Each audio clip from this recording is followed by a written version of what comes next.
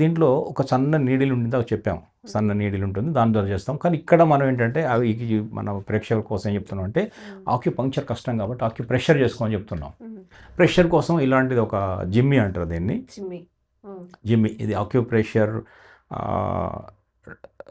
షాప్స్లో దొరుకుతుంది, ఆన్లైన్లో కూడా దొరుకుతుంది. దీన్ని మనం ప్రెషర్ వాడుకోవచ్చు. ఫర్ ఎగ్జాంపుల్ ఇక్కడ ఒక పాయింట్ ఉంది అనుకుందాం, ఇక్కడ ఒక పాయింట్ ఇలా పెట్టినప్పుడు ఈ ఉబ్బెత్తు భాగంలో ఒక పాయింట్ ఉంటుంది, ఇది ఆక్యుపంక్చర్ పాయింట్. కానీ ఎలా పట్టుకోవడం కూడా చెప్పాను నేను. ఇలా దగ్గరకు వచ్చినప్పుడు ఒక ఉబ్బెత్తు భాగం వస్తుంది, ఈ హైయెస్ట్ ప్రొవిజన్లోనే ఈ పాయింట్ ఉంటుంది, ఇలా పెట్టుకోవచ్చు. ఇది ఒక చాలా చాలా యూజ్ఫుల్ పాయింట్. ఇది ఎక్కువ వాడేది హెడ్ ఏక్స్కి వాడతారు. ఈ పాయింట్ హెడ్ ఏక్ వాడతారు. లెఫ్ట్ అండ్ రైట్ ఈ చేతిలో కూడా ఉంటాయి.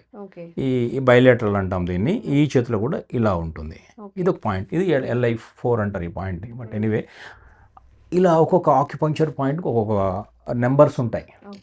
ఇప్పుడు మీకు చూపిస్తాను, ఇది ఒక మోడల్.